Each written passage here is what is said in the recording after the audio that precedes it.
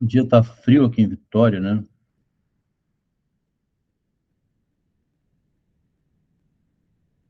Não, a Patrícia, Márcia, era de Salva da Bahia, né?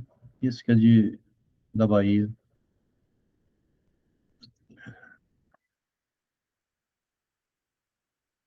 Então a gente, explicando a ela, né?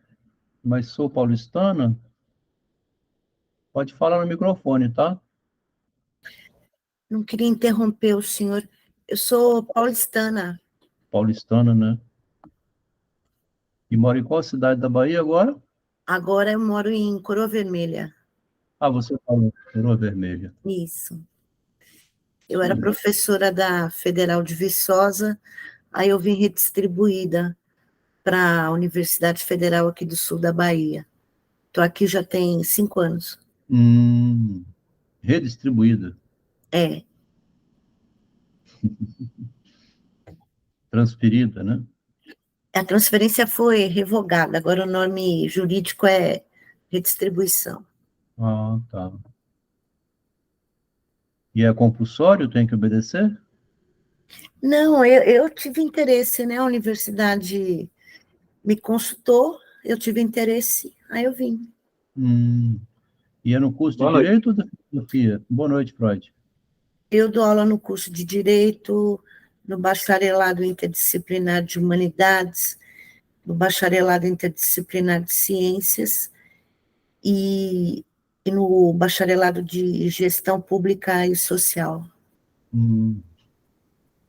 Isso aí. Leu o conto, né? O espelho. Então, aqui nós vamos começar 8h05. A gente vai dando início devagarzinho. Na medida do possível, a gente vai avançando, tirando as dúvidas, né? Os comentários. Aqui, um breve poemazinho de Oscar Wilde, ou Wilde, que alguns falam. Quando Narciso morreu, a taça de água doce, que era o lago dos seus prazeres, converteu-se em taça de lágrimas. Amargas e as oreadas, que eram as ninfas, vieram carpindo pelos bosques a fim de cantar para ele, consolando-o.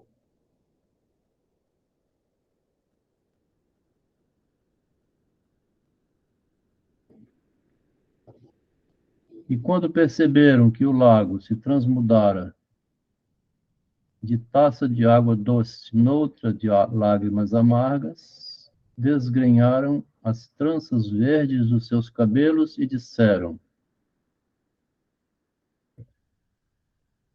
Não nos admiramos de que planteeis Narciso dessa maneira. Ele era tão belo. Narciso era belo? Indagou o lago. Olha a pergunta, ó. Narciso era belo?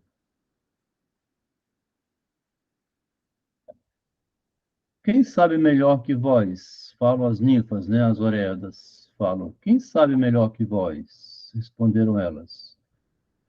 Ao cortejar-vos, ele nos desprezava. Desprezava as oreadas, cortejava o lago. Debruçado às vossas margens, mirando-vos o lago, né? E no espelho de vossas águas contemplava sua própria beleza. E o lago respondeu: Eu amava Narciso porque, quando ele se debruçava sobre as minhas margens para contemplar a mim, eu me via sempre refletir-se no espelho dos seus olhos, a minha própria beleza. Esse poeminha é bem curtinho, no livro de Oscar, do autor de Retrato de Dorian Gray, né? É um livro bem sobre o narcisismo, a beleza do homem, né? Mas aqui ele faz a inversão, ele diz que quando o Narciso morre, quem chora é o lago. Que quem se via nos olhos de Narciso, né, do homem que olhara o espelho, era o espelho. Do mesmo modo que o livro o Retrato de Dorian Gray, que o desenho vai ficando velho e o autor permanece jovem, né? Então, por que que esse poema aqui ajuda a compreender o narcisismo do modo como Freud explicou, né, e que Guimarães Rosa vai ler aqui, Machado de Assis, né? É porque tem uma leitura, Patrícia, você está chegando agora, né? Nós já estamos meio batidos nisso, mas sempre repete para reforçar. E o narcisismo que fala mergulhar em si mesmo até morrer, mergulhado na própria beleza, na verdade é um disfarce do autor que escreve belos poemas e desse modo encontrar a eternidade, assim, a posteridade, ser lembrado para sempre, como estamos lembrando aqui, lendo, né? O autor está morto, mas nós estamos lendo o eu dele, né? A imagem que ele deixou impressa em palavras. Faz uma imagem isso aqui, né? O texto dá a gente uma imagem. Então, tem uma maneira completamente invertida de ler, que é parecido com essa inversão que o Oscar Wilde faz aqui no poema dele, né? Ele vira de cabeça para baixo o texto, dizendo que é o lago é que, na verdade, é brincadeira de palavras, né? Um faz de conta que você conta para as criancinhas, né? Igual a historinha de mula sem cabeça, né? Os escritores contam histórias para a gente se divertir, distrair lendo, né? E também pensar a condição humana. Porque quando Machado de Assis escreveu o texto O Espelho, que ele fala do alma exterior e alma interior, a alma exterior é uma imagem, né, que a pessoa faz com a mão, de barro, muitas vezes. Minha mãe era analfabeta, né? Meu pai também. Meu pai, pouco tempo antes de falecer, lá para trás, disse assim: se eu escrevesse a minha vida, daria um livro. Me falou quando eu tinha 15, 16 anos. Quer dizer, se ele tivesse escrito, ele deixaria uma imagem escrita, né? A gente leria, de como foi, né? Meu pai apareceu com 18 anos num vilarejo muito humilde, filho de um camponês com 13, 14 filhos, teve que ir embora de casa porque o pai dele não era muito trabalhador. Faltava sustento e também com 18 anos, naquele tempo, né, 1948, o rapaz de 18 anos tem que ir embora mesmo, né? Vai continuar almoçando e jantando e dormindo na casa dos pais. Mas da vida anterior dele, de 18 anos para trás, ninguém sabe nada. E o que sabe um pouquinho para frente é minha mãe que conta, porque ele era um homem meio grosso, assim, calado. Nunca contava histórias, não. Ele ia trabalhar muito, sustentar a família. Então a imagem que ficou dele, né, qual é? Fica uma imagem através dos filhos, né? O Freud escreveu um artigo sobre o narcisismo que ele diz ali que o homem comum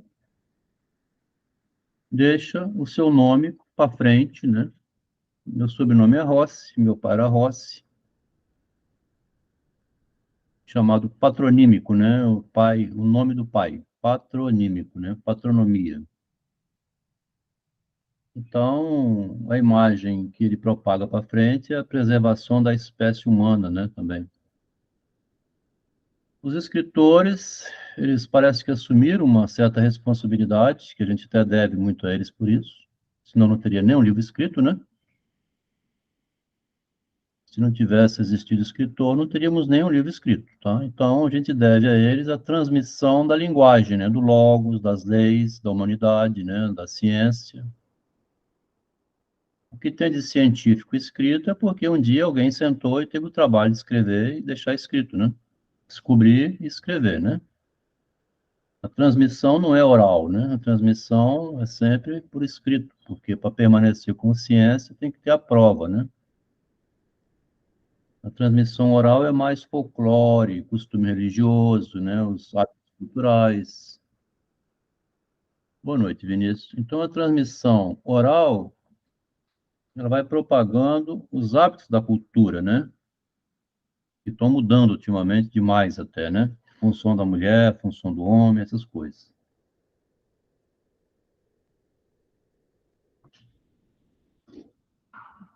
vi um documentário bom, acho que não sei se foi o Adriano que mandou, alguém, porque o grupo aqui vai pesquisando, encontra e passa para frente, né?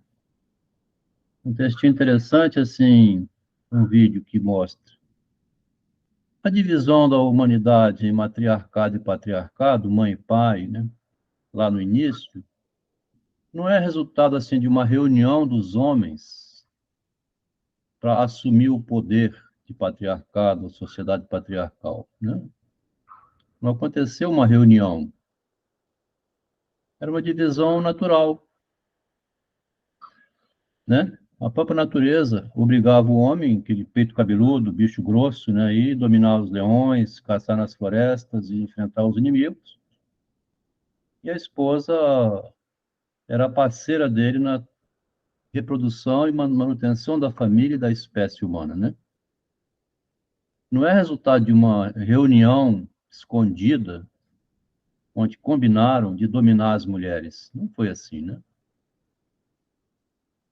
Porque a gente está vendo hoje um movimento um pouco esquisito, assim, artificial, onde parece que teria havido uma dívida histórica que o homem tem que pagar por ter humilhado, subordinado a mulher, como se fosse uma reunião que tivesse acontecido no passado para dominar e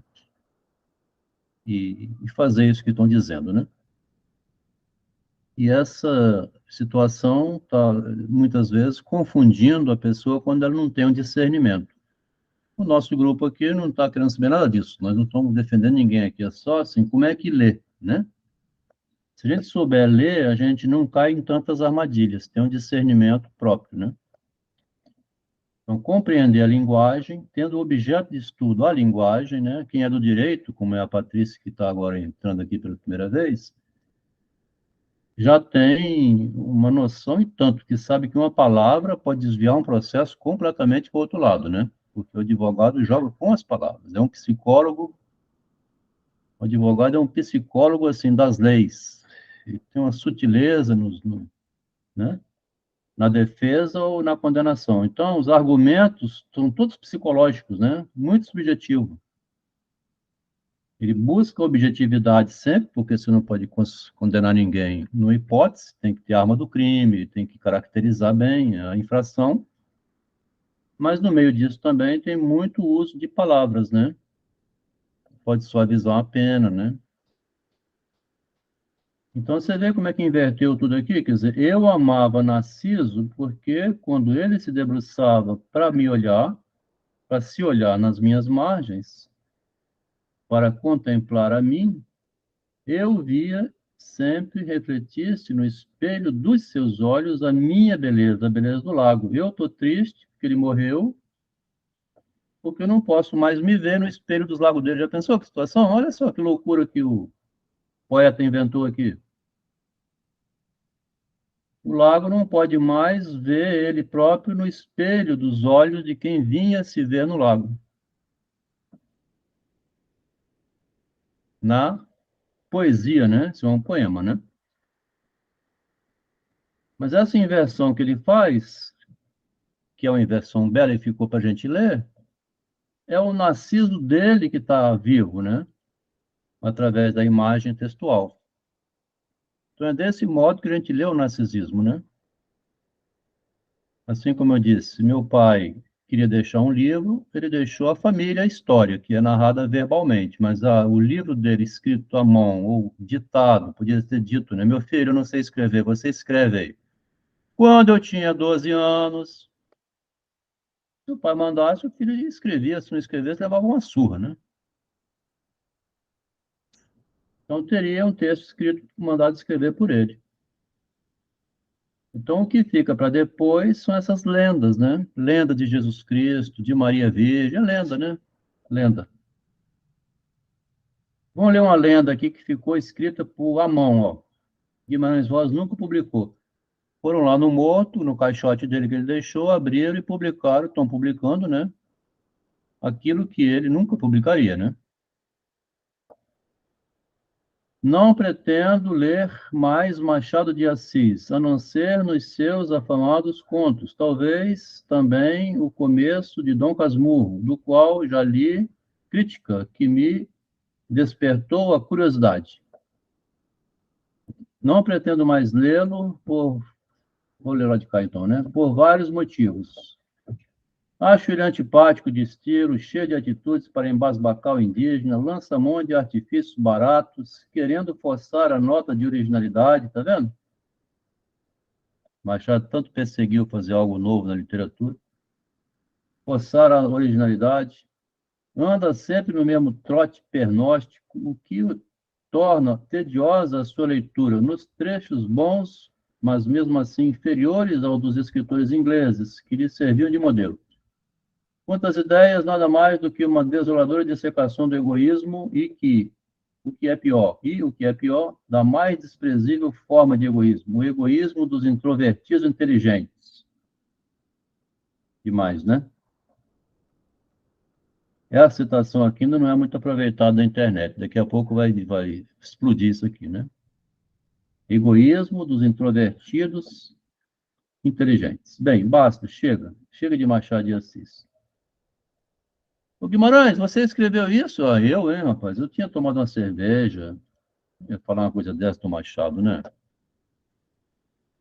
Eu estava aborrecido, quer dizer, as coisas privadas não se publicam, né? Esconde tudo, vai para debaixo do tapete.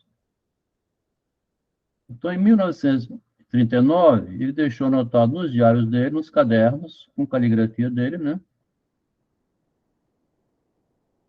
Em 1862, ele publica esse texto chamado O Espelho. Parece que está se retratando, parece, né, que está se retratando em homenagem, primeiro pelo título, àquilo que ele antes destratou. Então, quando você ofende, sente aquele remorso, né, um sentimento assim, eu fui injusto com o Machado, né? E de 1939 a 1962 tem 23 anos, né? Ele deve ter passado 20 anos assim para cá e para lá, grande escritor, grande leitor que era, devia ter estudado mais, lido melhor o Machado, não sei, né? Eu não posso afirmar nada. Mas para ele fazer uma inversão completa de o que ele detestava, escrever um texto em homenagem, parece que é homenagem, também não está escrito não. Que homenagem mesmo fez Drummond de Andrade, quando publicou A um Bruxo com Amor, ali é declarado, né? Aqui não é declarado explicitamente não, por isso que tem que interpretar. Pode ser que ele estivesse aqui também criticando de maneira bastante sublimada, que como Machado tinha por costume mostrar como é perverso, profundo e ardiloso o ser humano, né? Ele mostra isso, né? Brás Cubas namora com a mulher do amigo dele, o Lobo Neves, escondido, ainda tem uma casa ainda. O Machado mostra sempre as trapaças humanas, né? Sempre. Quincas Borba perde o dinheiro dele, Rubião perde o dinheiro dele todo, morre na merda, assim, na miséria total com o cachorro numa chuva. Então ele, lá em Jacó, né, Esaú e Jacó, ele mostra a mãe e o pai confabulando, as duas irmãs, a mãe e a irmã, indo consultar uma cartomante para o futuro do filho, assim, só tem tramóia, né? Pode ser que o Guimarães Rosa estivesse mostrando aqui, assim, o que o Machado não mostrou dele, né? O lado feio do próprio Machado. Ele mostra todo mundo, mas o dele ele não mostra, né?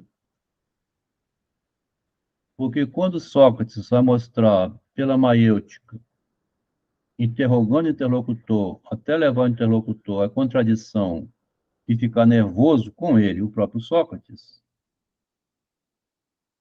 quando ele fez isso, Sócrates acabou sendo condenado à morte no julgamento, né? Isso não pode ser na cidade, revelando de um por um as contradições das pessoas, né? A gente mora com uma mulher totalmente contraditória, mas você não pode falar na cara dela também, tem que, né?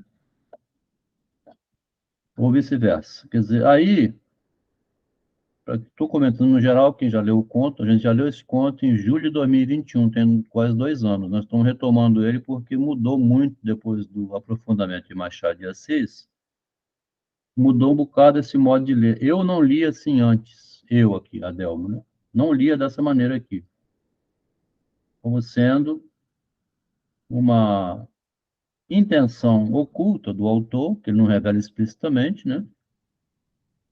Mas o Machado é bem explícito. O primeiro texto dele, de 1859, é Os Imortais. Ele sacou logo no início que os que ficaram para a posteridade eram habilidosos escritores que se tornaram imortais. E é uma maneira do narcisismo, então, continuar depois de morto, vivo através da imagem textual. Ele era um gênio de escrever, escrevia desde jovenzinho, muito bem. Qualquer poema dele de 17 anos, 16 anos, muito bem escrito. Ele tinha a genialidade da língua, né? Ele percebeu que a língua humana é o órgão da trapaça.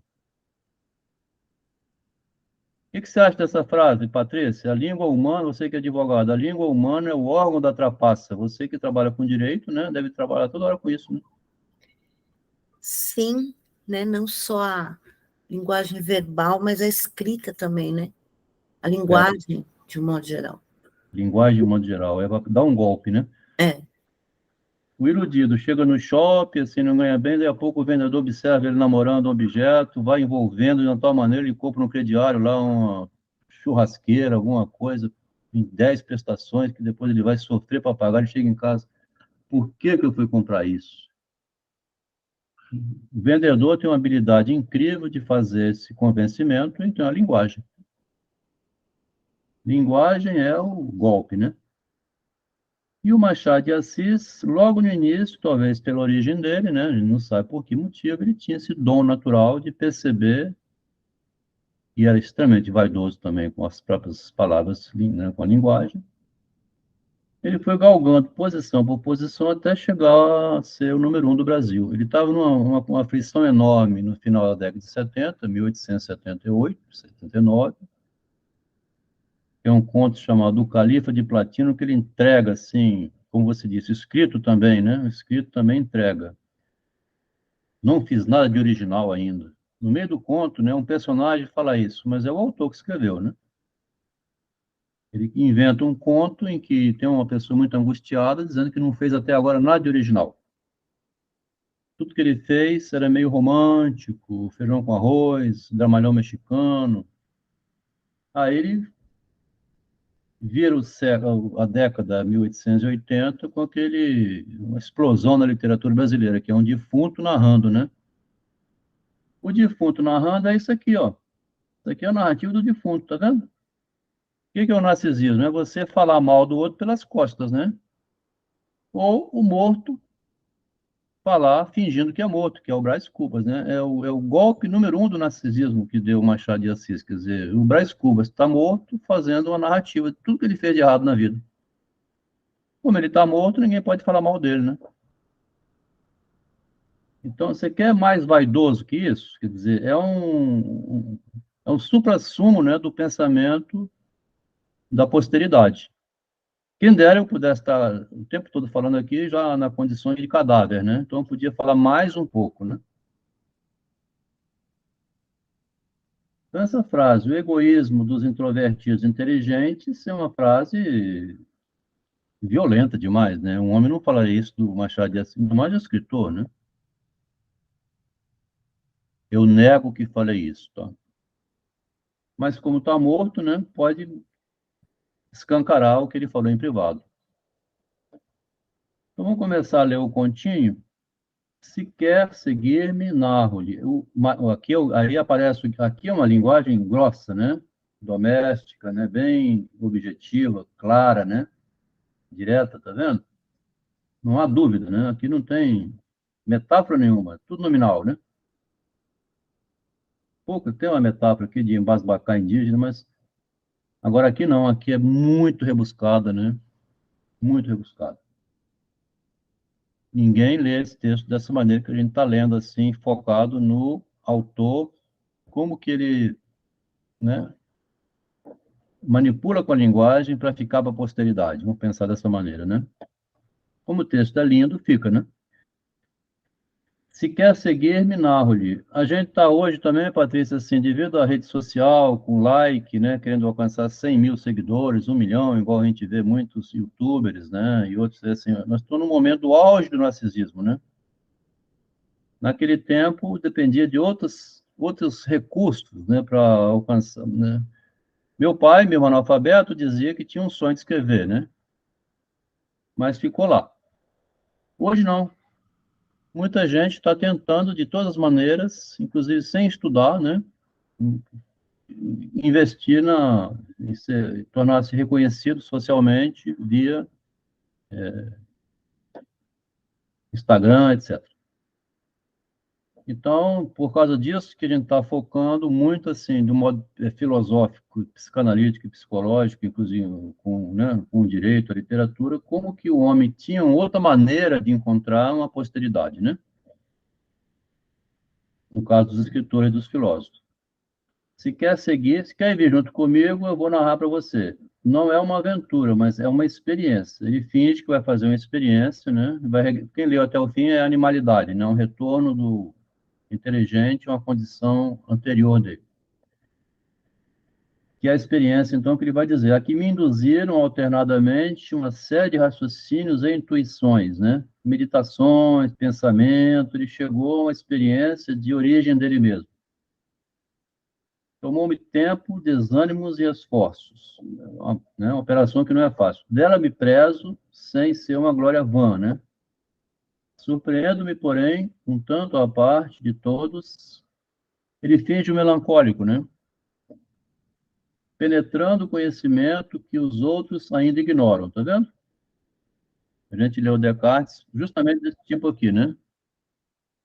Descartes penetrando o conhecimento que outros ignoram, que é o sentir uma forma de pensar, e por isso ele se enganou, e se engana. Aqui é pela origem dele, né? É diferente do Descartes. O Senhor, por exemplo, que sabe e estuda, para o leitor dele, né? Suponho nem tenha ideia do que seja, na verdade, um espelho. Você tem ideia do que é um espelho?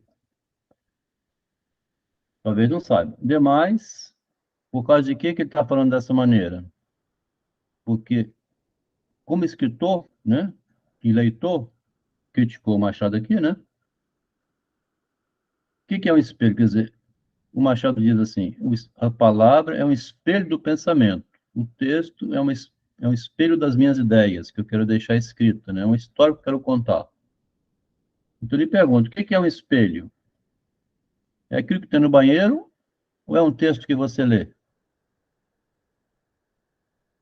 Então, a pergunta já está aqui, né? Depois de muito pensar, né? Desânimo, esforço, finge, né? Ou então ele leu lá no Machado o espelho, dizendo que a alma exterior é o que eu deixo escrito, percebeu isso, não explica didaticamente, porque o escritor literário nunca entrega assim escancarado, ele faz através de metáforas, né?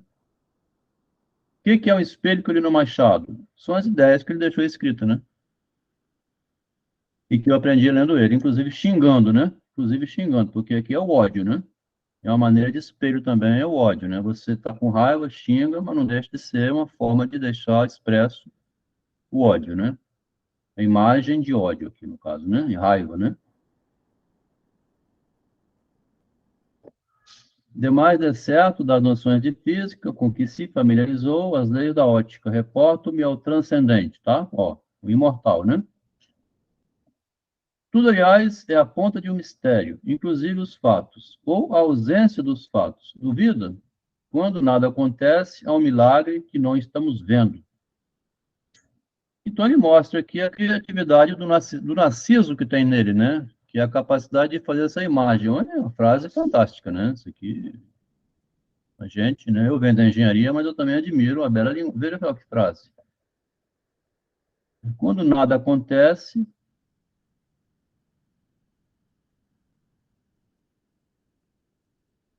quando nada acontece, é um milagre, há um milagre que não estamos vendo. Que frase, né?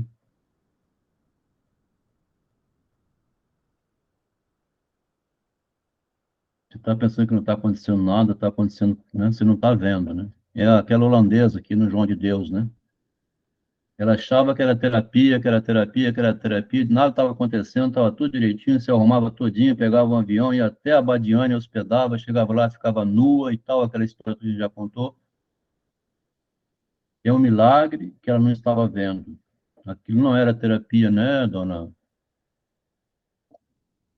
Fixemos no concreto, que tem um concreto sustentando o milagre. O espelho são muitos, captando-lhe as feições.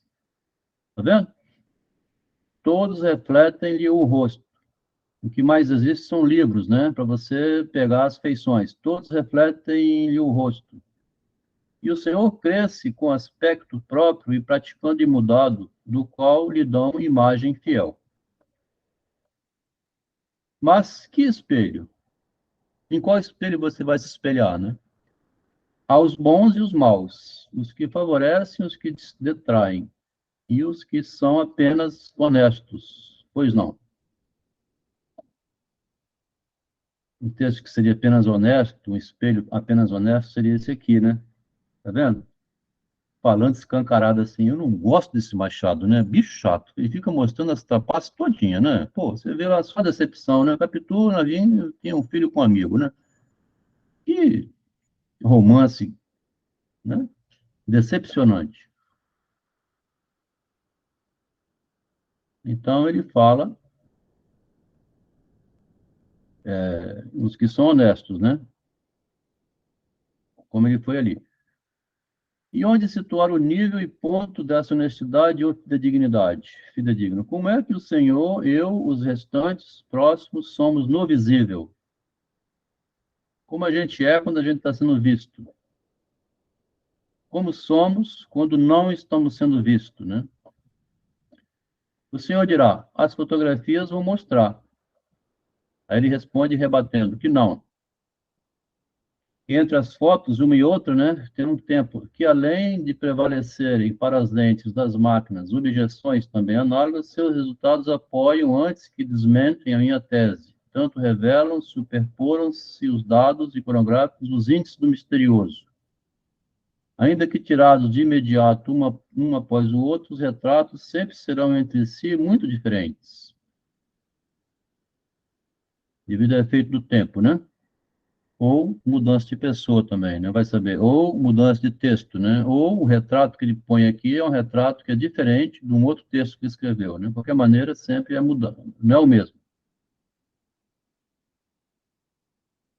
Se nunca tentou nisso, é porque vivemos de modo incorrigível, né? Viver incorrigível é viver distraído das coisas mais importantes, que tem um milagre que a gente não está vendo, né? E as máscaras, moldadas nos rostos, valem, grosso modo, para o falquejo das formas, não para o explodir da expressão, né? Então, é dissimulação, né? Não se esqueça, é de fenômenos sutis que estamos tratando, né? É um milagre que não estamos vendo. Fenômenos que não podem ser percebidos. Agora, é muito curioso, Patrícia, sempre me incomoda quando você vê o juiz, o advogado, na audiência, né? O advogado tem o direito de chegar no ouvido do criminoso e falar assim, rapaz, não foi o seguinte, você trouxe a arma, você ia entregar a arma à justiça, não foi assim, não vou disfarçar, não vou entregar, não. O juiz podia falar, ei, vocês dois aí, que estão conversando? Aqui no tribunal na minha frente? Por que o juiz não fala assim, Patrícia, tem direito de ficar falando no ouvido? Tem direito de conversa reservada. Durante a audiência? Também. Mas ele está entregando o crime todo lá. Você Mas, matou ou não matou? Matei, sim, mas fala que mente, cara, mente. Mas é para eu mentir? Vocês estão falando o que aí, vocês dois? Ele mandou eu mentir. Tá vendo? Que palhaçada que é a sociedade humana. Que pode uma coisa dessa? Durante uma audiência. pois Isso é. é proibido, né? Mas eles têm direito de conversar. Envolve Direito, o direito de defesa. envolve o direito de defesa conversar em privado na presença do juiz. Do Ministério Público também, né? Do promotor. Que coisa, né, rapaz? Você chega em casa, vê sua filha beijando um namorado, você não tem o direito, você tem o direito de fazer na sua frente. Minha filha, você está namorando com ele? Não estou não, mãe. E que direito que a senhora está em perguntar isso? Parece bizarro, não parece? Não, você está vendo conversar em segredo e não poder. Podia, sim, interromper a sessão no outro momento, mas na cara do juiz. Então é assim que é a lei, né? Tá vendo? Quer dizer, apenas a testemunha é proibida mentir. O Ricardo também é advogado, viu, Patrícia? A testemunha não pode, né? Pode conversar no ouvido da testemunha também? Não, só com. Não? Não, aí está induzindo o depoimento. Ah, pode falar só no que está defendendo, então, né? Isso. É porque o advogado de defesa é como se fosse uma outra voz da própria pessoa, né? Uma outra voz emprestada, né? Igual um psicólogo, né? Uma voz emprestada para me instruir. Então, aqui ele vai dizer assim, resta-lhe, aqui ele disse então, né? Não se esqueça, é de fenômenos sutis, está vendo? Fenômeno sutil, né? Do réu espera-se a mentira. Pô, demais, né? E o advogado falando, mente, cara, mente, rapaz, não falo para você não, mas eu não consigo mentir, então deixa que eu minto no seu lugar, fica quieto, e não abre a boca mais não. Doutor juiz, o réu estava viajando, tem um bilhete de passagem aqui. Então, forja provas que tem que ser depois demonstrado que eram falsas, né? Uma loucura, né?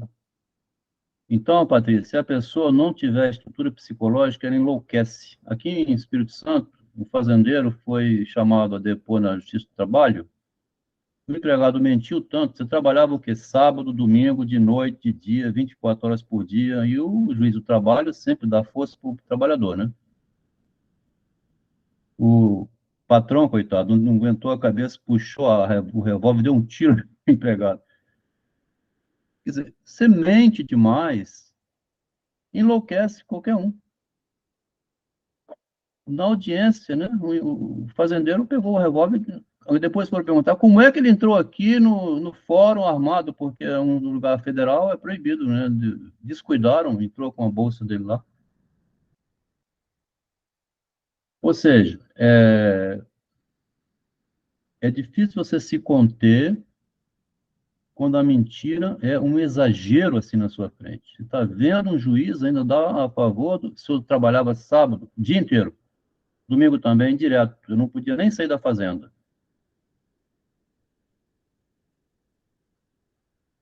Pronto. Então vai saber, né? Aqui ele fala, então, essas coisas sutis, mas bem escancaradas. Resta de argumento. Qualquer pessoa pode, a um tempo, ver o rosto de outra e sua reflexão no espelho. Sem sofisma, refuto. Quer dizer, não pode. O experimento, que está falando lá em cima, né? Começou dizendo que era um experimento. O experimento, por sinal, ainda não realizado com rigor, careceria de valor científico, em vista das irredutíveis deformações de ordem psicológica.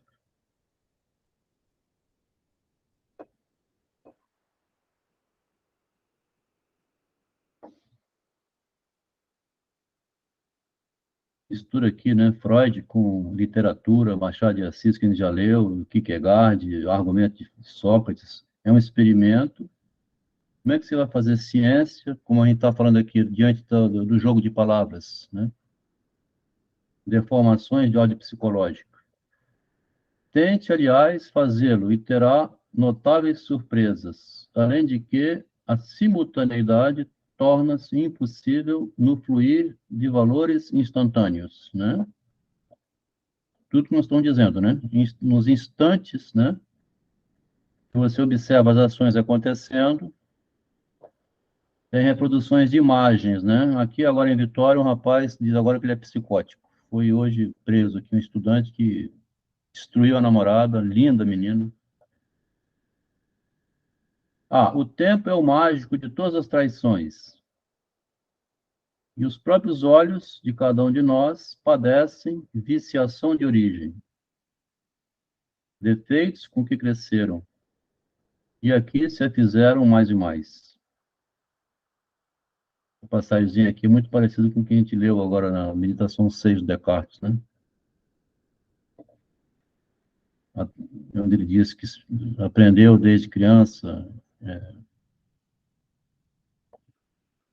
muitas coisas que não eram verdade, né? Falsas opiniões como verdadeiras. Então ele padece de viciação de origem, tá vendo? É como se estivesse voltando para um rever do passado, né? Defeitos com que cresceram, né? E aqui se fizeram mais e mais. O começo, a criancinha vê. Estou falando disso, Patrícia, está chegando aqui nova, eu, assim, para satisfazer meu pai, não saber de nada na vida, também eu fui assim, né? Fui fazer engenharia, que era sonho dele, um homem que nunca estudou, né? Tem 3 filhos engenheiros, comerciante que tinha uma merceariazinha num bairro aqui da cidade. Então, de repente, lá pelas tantas, eu falei assim, meu pai ganhou muito dinheiro como comerciante, né? O que eu estou fazendo aqui na Vale do Rio Doce como engenheiro? O dia inteiro aqui enfurnado. Saí para o comércio, larguei tudo.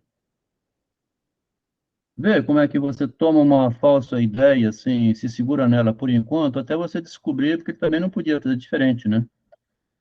Foi dar ao filho a engenharia, que é o melhor que pode dar a uma pessoa que nem sabe ler, né? Mas depois o próprio filho descobre assim, mas eu tinha que ser um comerciante, não um engenheiro, porque trabalho agora, como eu gosto de trabalhar e também... Enfim, mudei tudo, voltei para o comércio. Larguei a Vale do Rio Doce, larguei a engenharia e fui para o balcão de comércio. Então, o tempo é o mágico de todas as traições, e os próprios olhos de cada um de nós padecem viciações de origem, defeitos com que cresceram e aqui se fizeram mais e mais. Por começo, a criancinha vê os objetos invertidos. Daí, seu desajeitado tatear. Só a pouco e pouco é que consegue retificar, sob a postura dos volumes externos, uma precária visão. É muito bonito, né? A gente começa invertido porque começa pela imagem que vem de fora da gente, começa pelo outro, né? Acabei de falar aqui agora da minha experiência. Mas aqui no grupo tem também o Adriano, que lá um dia diz ele assim, eu me vi com a marreta na mão, o que que eu faço? Fiquei com a marreta na mão. Largou tudo, foi se tornar empresário. Quer dizer, você tem aquele eureka na cabeça e que você fala assim, deve ter alguma coisa errada nisso, né? Porque eu não sou fazer paralelepípedo a vida inteira, assim, quebrar pedra. Numa descoberta dessa é que você descobre que tem um gênio muito melhor do que aquelas pessoas que estão ali no mesmo, né? Então, você vem de fora, né, para dentro, o eu da gente vem de fora para dentro, você não sabe quem é, você vai sendo determinado pelo que você ouve, o espelho é externo, depois você reverte ele, né? Então, o desajeitado tatear, só a pouco e pouco é que consegue retificar sobre a postura dos volumes externos essa descoberta, né? Não vou ser mais quebrador de pedra, né? Subsistem, porém, outras peixes e mais graves, que não seria só da profissão, que ele vai entrar agora na intimidade do nascimento do eu, né? Os olhos, por enquanto, são a porta do engano. Duvide dos seus olhos, dos seus, não de mim. Eu já saí da caverna, tá vendo aqui? Como se fosse o Platão, né? Eu já percebi. Ah, meu amigo, a espécie humana peleja para impor ao latejante mundo um pouco de rotina lógica. Mas algo ou alguém de tudo faz frincha, zomba, né? Para rir-se da gente. Então, note que meus reparos limitam-se ao capítulo dos espelhos planos, de uso comum. Aqui ele bota um xiste, né? Aqui é aquilo que você pode ver reto, né? Porque ele vai falar das imagens difusas agora aqui. E os demais, que são aqueles espelhos esticados, globosos, tem uma seta aqui. Os demais, que são os espelhos côncavos, convexos, parabólicos, que você vê difuso, né? Além da possibilidade de outros não descobertos ainda. Um espelho, por exemplo, quadridimensional, aí está zombando, né? Parece-me não absurda a hipótese. Matemáticos especializados, depois de mental adestramento, vieram a construir objetos a 4 dimensões. Ele escreveu em 62 isso, hein? Para isso, utilizando pequenos cubos de várias cores, como esses com que os meninos brincam. Você duvida disso? Quem entrou em casa dos espelhos sabe, né? vejo que começa a se descontar um pouco de sua inicial desconfiança quanto ao meu são juízo. Você está doido, camarada, né? Está desconfiando. Fiquemos, porém, né, no chão aqui, no chão de fábrica. Rimo-nos nas barracas de diversões, quem já foi em parque, né? Daqueles caricatos espelhos que nos reduzem a monstrengos, esticados e globosos. Então ele entra aqui assim, ele quer ficar nos planos, dá uma ilustração do que não seria o plano, que aí seriam os pesadelos noturnos, né? As imagens difusas. Mas se só usamos os planos e nas curvas de um bule tem-se sofrível espelho convexo e numa colher brunida um côncavo razoável, como é que o homem escreve assim, tá vendo? Cheirou uma cocaína aqui, um baseado para escrever dessa maneira? Então, né,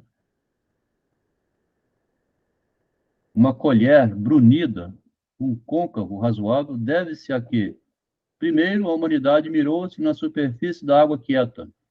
Ele vai voltar no Tiresias lá do vídeo, ó. O mesmo lá de cima do Oscar Wilde, né? Da água quieta, lagoas, lameiras, fontes, delas aprendendo a fazer tais utensílios de metal ou cristal. Então, primeiro começou lá no início, ele vai voltar ao vídeo aqui, né? Tiresias, quando disse que Narciso morreria quando se conhecesse, né? Devido ao lago, Tiresias, contudo, já havia predito ao belo Narciso que ele viveria apenas enquanto a si mesmo não se visse. Vive sem se ver no espelho, mas pode ver no espelho o horror do que fez também, né? Ver no espelho do passado, né? Na sua história, né? Alguém te anuncia o que você fez para conquistar o que tem, né? Sim, são para se ter medo dos espelhos. E mete medo, né? Temi-os desde menino por instintiva suspeita. Também os animais negam-se a encará-los, salvo as críveis exceções. Sou do interior, o senhor também. Na nossa terra disse que nunca se deve olhar em espelho às horas mortas da noite, estando sozinho. Porque neles, às vezes, em lugar de nossa imagem, tá vendo? Assombra-nos alguma outra medonha visão. Sou, porém, positivo, sou um ser racional, piso o chão a pés e patas. Satisfazer-me com fantásticas não explicações? Jamais.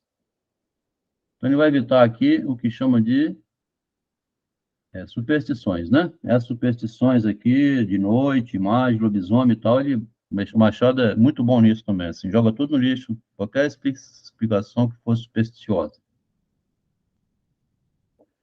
Porque ele vai buscar a origem dele na condição humana, né? Jamais. Que amedrontadora visão seria então aquela? Quem é o monstro? Sendo talvez meu medo a revivescência de impressões atávicas. Tá vendo? O que é o meu medo? Vou reviver as broncas que meu pai me deu quando era criança, né? As trapulias que eu fiz, que nós todos fizemos, né? Desde o iníciozinho, quando a mãe diz, menina, não sai sem calcinha, fecha as pernas. Todas essas conversas que você tem em casa são doutrinárias para formar o ser humano, né? Você não sai nesses lugares à noite que é perigoso. Então, ele joga para o lado de impressões atávicas, os medos que são gerados na formação da... É bom ter medo, né? É precaução, né? Você deve se proteger. Quanto mais você se protege, né? Você se cuida da saúde, né?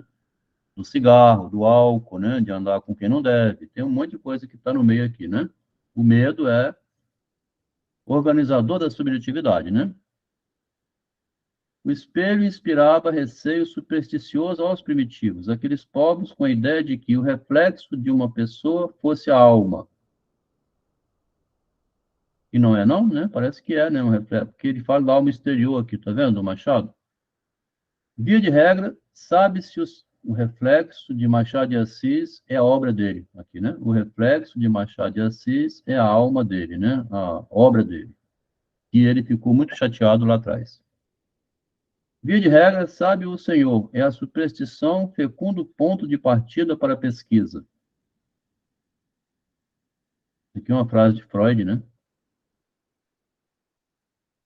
A superstição... Sim, minha senhora, mas essas superstições todas aqui no nosso consultório não interessam. Nós temos que ver assim, o que a senhora andou fazendo, o que está acontecendo com o seu marido, com o seu filho, né? O que a sua esposa faz que você está aqui tão mal, né? Então ele fala, sou um racional, né? Superstição é para pesquisa, né? Para voltar à racionalidade, recuperar a racionalidade que tem no meio dessa superstição toda. A alma do espelho anote-a. É uma esplêndida metáfora. É como se ele falasse assim, isso aqui eu li no Machado, tá, gente? E tem escrito, né? Aqui na ciência é obrigado a botar entre aspas, né? Igual tem em jurisprudência, né, Patrícia? Se você for citar uma jurisprudência, tem que citar o nome da sentença, vale como lei, né? Tem que pôr entre aspas. Bota entre aspas aqui, ó. Machado de Assis escreveu uma linda metáfora que a alma exterior é o espelho dele. Outros, aliás, identificavam a alma com a sombra do corpo.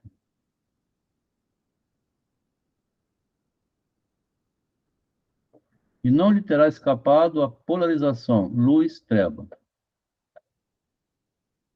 Para conseguir escrever frases assim, tem que estar muito inspirado, né? Não se costumava tapar os espelhos ou voltá-los contra a parede quando morria alguém de casa?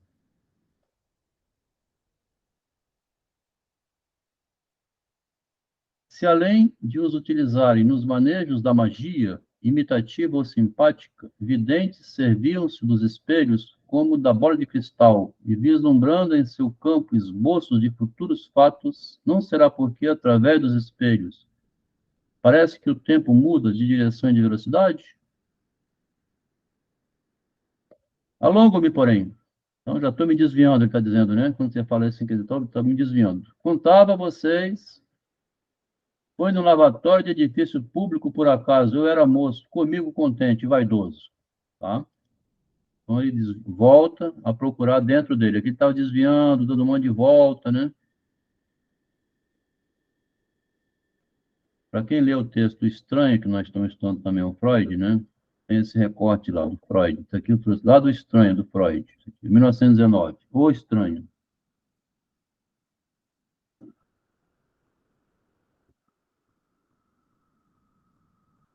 Texto de Freud. Certa vez espantou-se consideravelmente ao notar que o rosto que via era o seu. Em outra ocasião, fez um juízo bastante desfavorável de um suposto estranho que entrava no seu ônibus. Que professor decrépito está entrando aqui? Entrando aqui. Nossa, que professor decrépito entrando aqui. Posso contar um episódio semelhante. Viajava, Freud falando agora, né? Viajava só no vagão de leitos de um trem, quando, numa brusca mudança de velocidade, abriu-se a porta que dava para o toalete. Com aquela porta que abre assim, né? E atrás dela tem um espelho. A porta abriu do toalete vizinho e apareceu-me, naquela porta ali apareceu-me um velho senhor de pijamas e gorro de viagem. Não é sonho, não. Imaginei que ele tivesse errado a direção ao deixar o gabinete que ficava entre os dois compartimentos e entrasse por engano no meu compartimento e ergui-me para explicar-lhe isso, mas logo reconheci, perplexo, que o intruso era minha própria imagem. Quando abriu a porta, era um espelho, né? Viu ele mesmo. Refletida no espelho da porta de comunicação. Ainda me lembro que a figura me desagradou profundamente, portanto, em vez de apavorar-me com o duplo, os dois, tanto o Max, que ele está citando aqui em cima, como eu, simplesmente não o reconheceram. Mas talvez aquele desagrado fosse um vestígio da reação arcaica, e percebo o duplo como algo inquietante. O Freud está investigando também a origem do próprio Freud, né? A origem de si mesmo, assim, o que era a psicanálise, né? Ele estava escrevendo para ele próprio aquilo tudo, né? Investigando a própria subjetividade e produzindo textos através da sublimação da experiência, como fez o Guimarães, né? Transformando a experiência em texto publicável. Então, eu não sei se ele finge ou se estava numa viagem mesmo, né? Abriu a porta, quando o trem sacolejou, ele viu uma figura, olhou, Achou que não era ninguém, que era outra pessoa, né, andando, e de repente viu, sou eu mesmo. Parece uma alucinação, né? Minha própria imagem parecia um intruso, né? Era a minha própria imagem. Apavorar-se com o duplo, né? Que é o outro no espelho. Descuidado, avistei, aí continuando Guimarães, né? Então ele diz assim, fui no laboratório, mesma coisa do Freud, tá vendo? Fui no laboratório de edifício público, por acaso eu era moço, comigo contente, vaidoso. Descuidado, avistei, explico-lhe, 2 espelhos, um de parede, o outro de porta lateral, aberta em ângulo propício. Fazia um jogo, 2 espelhos. E o que enxerguei por instante foi uma figura, um perfil humano desagradável, ao derradeiro grau, repulsivo, se não hediondo. Deu-me náusea aquele homem, causava-me ódio e susto. Eles, como é que o... Será que o Machado leu estranho para escrever isso aqui? Machado leu? Machado não. Guimarães Rosa leu essa passagem aqui do Freud, que é muito igual, né? É possível que tenha lido, né? Não sei, porque a obra do Machado, do Freud foi traduzida no português em 1970, né? Esse texto é de 62. Ele pode ter lido em alemão, que, né? Também morou na Alemanha, era embaixador lá, falava alemão, né? Muito parecido. E o que enxerguei, por um instante, foi uma figura, perfil humano desagradável, ao derradeiro grau, repulsivo, senão hediondo. Deu-me náusea aquele homem, causava-me ódio e susto, eriçamento, espavor, e era, logo descobri, era eu mesmo. O senhor acha que eu, algum dia, ia esquecer essa revelação? A gente faz essa pergunta porque é um hábito, até um mau hábito da gente, achar que leu no outro e não podia ter inventado isso, né? Até é maldade falar isso no escritor, né? Mas a gente põe a pergunta, não é para ofender, é para uma questão apenas, né? Pode ter lido ou pode não ter lido, né? Ou lido em outro autor, né? Ou fazendo uma variação do Machado, que é o espelho em homenagem ao Machado, né? Era eu mesmo?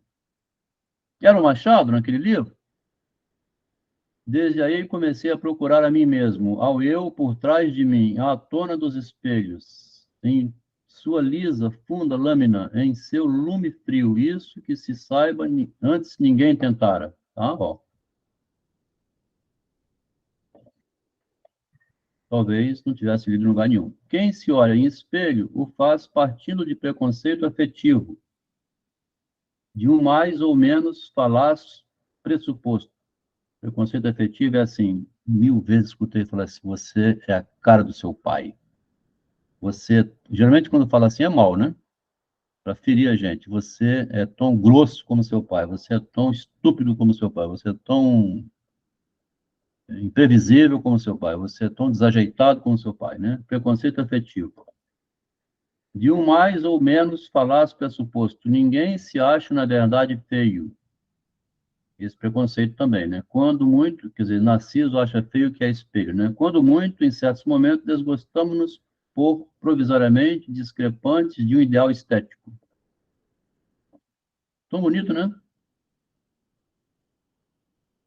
Você tá feio em relação ao ideal estético, dá um desconto, ah, eu tô linda, né? Eu vou sair assim mesmo hoje, tá? Toda pelancuda, não foi, não fez a unha, não fez nada, mas assim, eu tô bem demais. Sou claro? O que se busca, então, é verificar, acertar, trabalhar um modelo subjetivo, que ele vai buscar, né? Pré-existente, enfim, ampliar o ilusório, mediante sucessivas novas capas de ilusões. Eu, porém, era um perquiridor imparcial, neutro absolutamente. Um caçador do meu próprio aspecto formal, movido por curiosidade, quando não impessoal, desinteressado, para não dizer o urgir científico. Urge fazer algo científico, né? Fala de Freud isso aqui, né? Que é, então, despia-se dos emocionais, despia-se das fantasias para encontrar a fonte primeiro do meu ser, do ser dele. Levei meses. Sim, instrutivos. Operava com toda sorte de astúcias. Um rapidíssimo relance, os golpes de esguelha, a longa obliquidade apurada, as contra-surpresas, a finta de pálpebras, a tocaia com a luz de repente acesa, os ângulos variados incessantemente. É igual um bandido, assim, passando né, todos aqueles becos, né, o policial perseguindo, né? Você está à procura de si próprio, entendendo surpresas, né? Tocaia, tem um monte de obstáculo no caminho, tem que pular por cima de né? Esquecer um grito do pai. Eu quero saber, assim, a minha própria origem. Sobretudo, que não se embota, né? Inembotável, fui procurar na internet, é um termo único, não tem lugar nenhum, só Guimarães Rosa usou. Interessante, né? Se você digitar isso aqui no Google, é um termo não empregado por nenhum pesquisador da obra dele ainda. Não leram dessa maneira assim, né? Nem botado. Né? Não interessa. Quer dizer, não está embotado, né? Algo que está puro do embotamento. Então, a paciência que não está embotada. Mirava-me também em marcados momentos de ira, medo, orgulho abatido ou dilatado, extrema alegria ou tristeza. Isso aqui é quando você volta assim no tempo, você vai procurar as suas origens, você encontra assim, você não está mais com aquela paixão toda, você quer saber só o fato em si. Vovó morou aqui, então morou. Lavava roupa ali naquele riozinho. Entende? Você vai buscar as suas origens e não precisa ficar chorando nessa hora. Você não vai buscar lenço. Ai, coitada da vovó. Então ela fazia como? Não é isso. Ele vai fazer uma investigação, como diz, científica, né?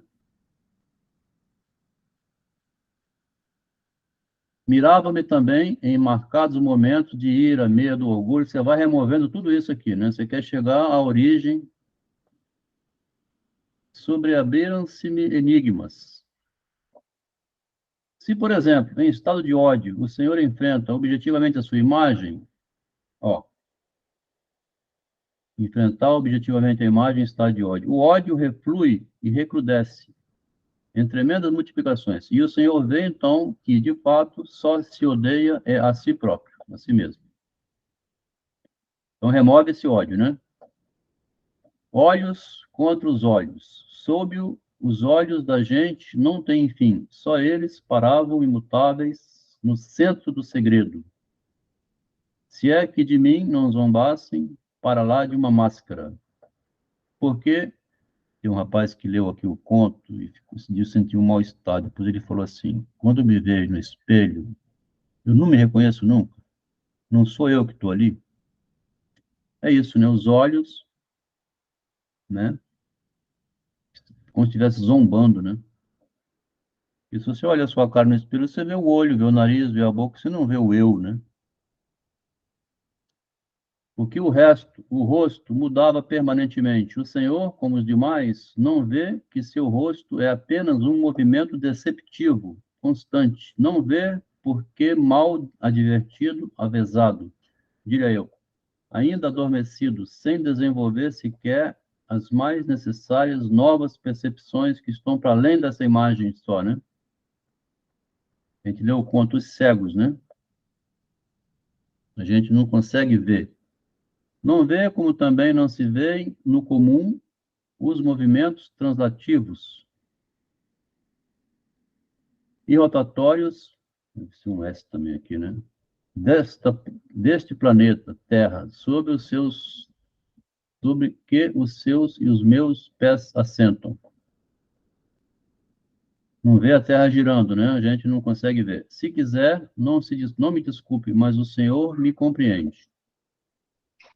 Sendo assim, necessitava eu de transverberar o embuço, a travisagem daquela máscara, a fito de devassar o núcleo dessa nebulosa, a minha vera forma primitiva, né? Tinha de haver um jeito, meditei-o, assistiram-me seguras inspirações. Concluí que, interpenetrando-se no disfarce do rosto externo, diversas componentes, meu problema seria o de submetê-las a um bloqueio visual, ou anulamento perceptivo, a suspensão, olha a suspensão aqui, de uma por uma, desde as mais rudimentares grosseiras ou de inferior significado. Tomei o elemento animal para começo. Aí inverteu tudo, né? O elemento animal para começo é o bebezinho que nasce, que não, é um cachorrinho, né?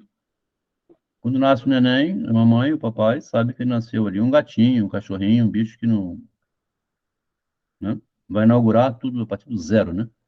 É a tábula rasa lá do David Hume, né? Ali vai escrever uma história desde o início do mamado, até chegar uns 5 anos e entender como gente. Tomei o elemento animal para começo. E também um pouco de Darwin, né? A origem animalesca do homem no macaco, né? Parecer-se cada um de nós com determinado bicho, relembrar seus facias é fato. Constato apenas, longe de mim puxar a bimbalha temas de metempsicose. Não existe, então, sobrenatural, não existe superstição, não existe reencarnação, nada de vir ao mundo trazendo uma alma anterior. Veio ao mundo como um inseto, né? Teorias biogenéticas, também nada disso. Machado também zomba da metempsicose, né? Ele faz um conto para zombar, chama da segunda vida. E o mestre, aliás, na ciência de Lavater, né? O Machado de Lavater, que eu trouxe, ó. Eu me inteirara no assunto. O que acha? Com caras e cabeças ovinas e equinas, tá vendo? Por exemplo, basta-lhe relancear a multidão ou atentar nos conhecidos para reconhecer que os há e muitos. Eis agora o oráculo das senhoras, ó. A gente começa a vir ao mundo, lá o Machado narra, né, pelos oráculos, são as frases que você escuta desde criança. Fica, tu serás feliz, Bentinho, tu vais ser rei, Macbeth.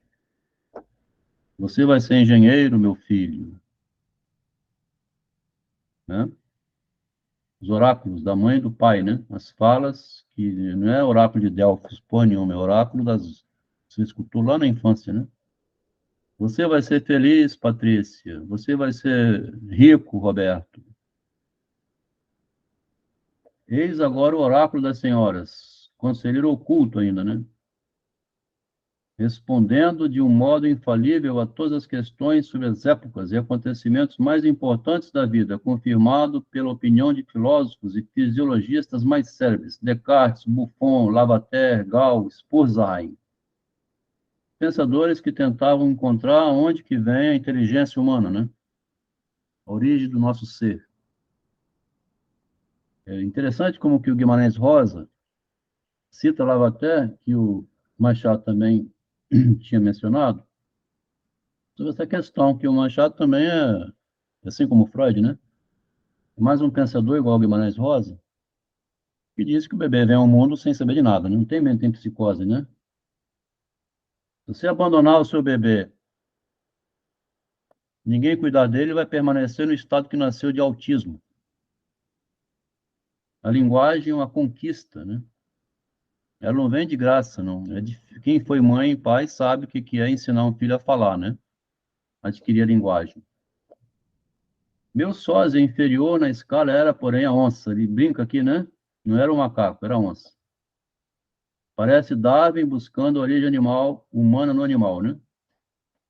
Confirmei-me, ele não fala que é um macaco, é uma onça.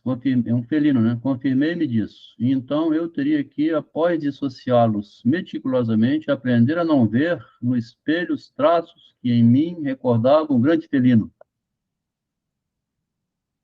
Em vez de macaco, o Darwin tinha que botar assim,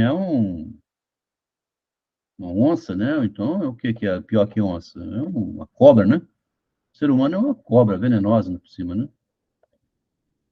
O macaco é um bicho inofensivo, né? O que faz mal? O macaco não faz mal a ninguém, né? O homem vê com esse veneno que ele tem ao mundo, destruindo tudo, o planeta inteiro, essa maldade toda. A inteligência é coisa, né, demoníaca, né? Mas ele põe a onça, o grande felino. Atirei-me a tanto. Releve-me não detalhar o método ou métodos de que me vali e que revezavam a mais buscante análise e o extrênuo vigor de abstração. Tá vendo? Que linguagem? Ainda fala análise ainda, né? Parece que leu Freud, né? Buscante análise. Análise busca, né? Essa origem. Extremo vigor da abstração, tá vendo? Mesmo as etapas preparatórias dariam para aterrar a quem menos pronto ao árduo. Como todo homem culto, o Senhor não ele zomba aqui, fala que eu sou um homem culto, o leitor dele, né? Como se tivesse alguém com cultura suficiente para entender o que ele escreve, porque é muito rebuscado, né? Como todo homem culto, o Senhor não desconhece a yoga e já a terá praticado, quando não seja em suas mais elementares técnicas. Aqui dá uma escapadinha, foge para a questão de Índia, né? Pratica yoga para chegar ao que o Freud chamou lá também, além do princípio do prazer, que é o Nirvana, né? O estado Nirvana. Inclusive o Nirvana tem aqui, né? O yoga.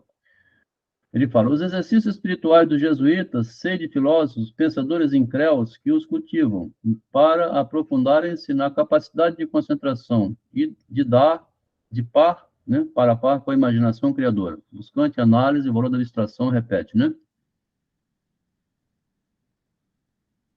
Enfim, não lhe oculto, então, nesse fingimento científico, que ele está fazendo de forma em ironia de uma ficção, quase que uma ficção científica, né? Dele, ele faz um passeio, inclusive, né,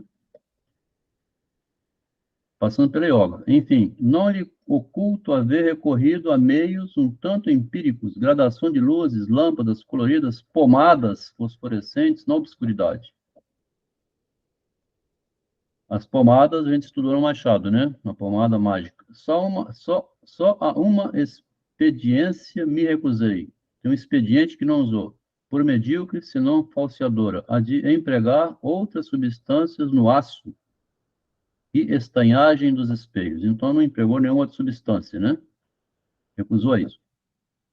Mas era principalmente no modus de focar, na visão parcialmente aliada que eu tinha de agilitar-me, olhar não vendo. Como ele despe tudo e fica um ser humano pelado, né? Ele não tem aqui, porque diz que Freud usou cocaína, usou outros meios químicos, usou coisa empírica, gradações de luz, pomada, usou obscuridade, usou para descobrir o eu, né? Nada falseador, né? É o homem nu. Era principalmente no modo de focar uma visão olhar não vendo, sem ver o que em meu rosto não passava de um reliquate bestial. Ia-o conseguindo? Tá à procura da besta humana, né? Saiba que eu perseguia uma realidade experimental, não uma hipótese imaginária. Tá vendo? Não uma aventura, mas uma experiência, como disse, né? E digo-lhe que nessa operação fazia reais progressos. Está fazendo. Pouco a pouco, no campo de vista do espelho, minha figura reproduzia-se-me lacunar, com atenuadas, quase apagadas de todo, aquelas partes excrescentes. Prossegui, à procura de mim.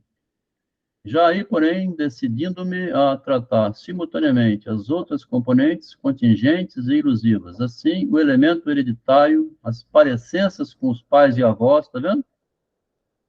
Que são também os nossos rostos, um lastro evolutivo, ancestralidade, né? Ah, meu amigo, nem no ovo o pinto está intacto. Mexe com o pinto dentro do ovo, né? Lá em Esaú e Jacó, a mãe e a irmã da mãe, grávida, vai procurar uma cartomante e ela faz prognósticos maravilhosos, coisas futuras. O que a senhora está vendo aí que meus filhos vão ser coisas futuras? Nem no ovo já estão botando coisa na cabeça. Porque um vai ser engenheiro, outro vai ser médico, né? Os Esaú e Jacó, um vai ser engenheiro em São Paulo, outro é médico no Rio. A mãe separa os dois, porque irmãos gêmeos viviam brigando. E, e em seguida, o que se deveria ao contágio das paixões manifestadas ou latentes, o que ressaltava das desordenadas pressões psicológicas transitórias. Já tinha dito lá em cima isso, né? Pressões psicológicas transitórias, ele repete, tá vendo?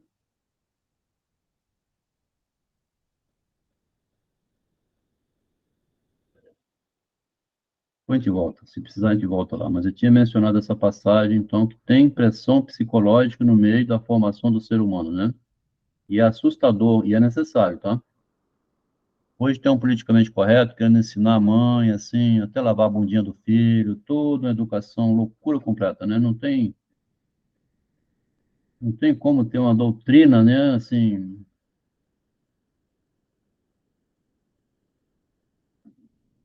nasce humano, para nascer tem que nascer meio assustado com a realidade, né?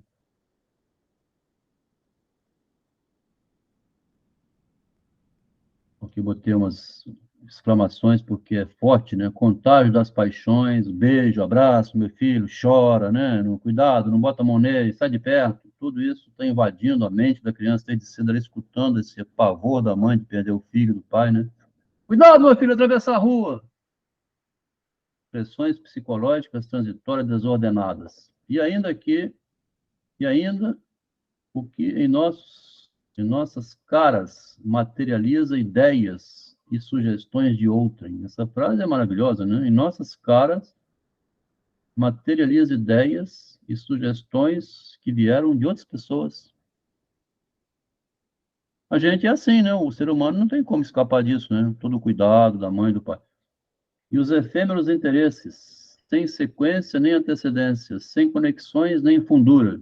Não sabe de onde veio, né? É aleatório. Careceríamos de dias para explicar-lhes. Prefiro que tome minhas afirmações por seu valor nominal. À medida que trabalhava com maior mestria no excluir, no abstrair, no abstrar, meu esquema perspectivo clivava-se, separava-se, né, em forma meândrica e modos de couve-flor ou bucho de boi. Quem viu um bucho de boi sabe o que é. E em mosaicos, e francamente cavernoso como uma esponja. Uma esponja, então, né? Escurecia-se. Por aí, não obstante os cuidados com a saúde, comecei a sofrer dor de cabeça. Será que me acovardei, sem menos? Perdoe-me, meu senhor, o senhor. O constrangimento ao ter de mudar de tom para confidência tão humana, em nota de fraqueza inesperada e indigna. Isso aqui é um texto psicanalítico, né? Lembre-se, porém, de Terêncio, sim, os antigos, acudiu-me que representavam justamente com um espelho rodeado de uma serpente a prudência. Vendo? Como divindade alegórica. De golpe, abandonei a investigação. Deixei mesmo, por meses, de me olhar em qualquer espelho. Ele finge, né, no meio da meditação, um apavoramento, porque envolve, né, a prudência misturada com a serpente, né? Mas, com o comum correio cotidiano, a gente se aquieta, esquece de muito, o tempo em longo trecho é sempre tranquilo, você se acalma e você volta lá para investigar, né? Adquire coragem. E pode ser, não menos que, encoberta curiosidade me picasse, picado pela curiosidade. Um dia, desculpe-me, não viso a efeitos de ficcionista, infletindo de propósito, em agudo, as situações. Não está exagerando de propósito, né? E é um pouco mesmo isso, né? Simplesmente lhe digo que me olhei no espelho e não me vi. Aquela frase lá de cima, né? Dito por um colega aqui que, vendo essa frase, chocou nele, que ele disse: eu me vejo no espelho, não me vejo. Às vezes, inclusive, minha mãe, agora com mais de 80 já, um dia foi no meu apartamento. Aí ela falou assim: meu filho, esse banheiro de vocês é muito claro demais. Tá vendo? Só o campo, liso as vácuas, aberto como o sol, água limpíssima, a dispersão da luz, tapadamente tudo. Eu não tinha formas, o rosto, apalpei-me em muito, mas o invisto, o ficto, o sem evidência física, ó, era um transcendente, então, né, que estava ali dentro, né? A linguagem é um transcendente na gente, né? Porque ninguém sabe até hoje onde fica a linguagem, né? A linguagem é uma abstração A medicina sabe que se bater de frente aqui, está aqui no lobo frontal, mas ninguém sabe aqui dentro o que está a linguagem, né? A linguagem é uma articulação de desejo, de dopamina, adrenalina, comunicação de neurônios, neurotransmissores. Eles falam aquele monte de coisa, medicina, dá um calmante, você se acalma um pouco, mas onde está a linguagem ninguém sabe. Eu vou dar um jeito que você vai dormir. Com esse aqui, você toma um às 10 horas da noite. Se não dormir, você toma logo outro. A linguagem da medicina é comprimido, né? Você não consegue relaxar, está tenso, sabe que vai morrer, que vai embora dessa vida, não vai levar nada, então não tem rosto nem forma, né? Então tem um ser transcendente na gente, que a religião chama de alma, né? Que retorna para Deus, que é o sem evidência física, né? Não há evidência física nisso aí. Eu era o transparente contemplador, tirei-me, aturdi-me, a ponto de me deixar cair numa poltrona. Com que, então, durante aqueles meses de repouso, a faculdade, antes buscada por si em mim, se exercitara para sempre, voltei a querer encarar-me, nada, e o que tomadamente me estarreceu, eu não via os meus olhos. Lá em cima, o Oscar Wilde, né, o Wilde, diz que era o espelho, o rio, a lâmina d'água que gostava de ver o olho, no olho, a própria água, né? Uma inversão, tá vendo? Não ver os olhos, né? Os olhos não viam o eu. Seria isso, né? Os olhos não conseguem ver a alma, né? Onde é que está meu espírito, hein? No brilhante e polido nada, não se me espelhavam neles. Tanto dito que, partindo para uma figura gradualmente simplificada, despojara-me ao termo até a total desfigura. Ó. E a terrível conclusão: não haveria em mim uma existência central, pessoal, autônoma? Onde ela está? Seria eu um desalmado, sem alma? Se ele não vê a alma, ele só pode ser desalmado, né? Então, o que se me fingia de um suposto eu não era mais que, sob a persistência do animal, que persiste, né? Teve um caso que a Patrícia está chegando hoje, nós estamos enjoados de ver, mas vou falar para ela escutar, que é interessante. É citado no livro da Sophie Calle, né, uma francesa. Maria G foi roubar um potinho de creme, os seguranças do supermercado pegaram, revistaram a bolsa dela, mostraram a ela viu aquilo, saiu estarrecida, não conseguia se ver como ladra, ela, como se a sociedade inteira tivesse visto, quando ela entra em qualquer lugar, então, ela pensa assim, todo mundo sabe que eu sou uma ladra, então ela fez o seguinte, ela matou o ladrão, que era ela mesma. E ainda escrevendo por filho assim, aqueles pilantras do supermercado disseram que eu roubei, eu não roubei. Então, a imagem quer salvar tanto que mata o bandido, que é o corpo. E tem uma persistência animal, né, que o Jacques Lacan escreve assim, cuidado, que o seu eu pode perder o seu corpo, né? Você tem um corpo e pode perdê-lo. Ele é psiquiatra, né, médico.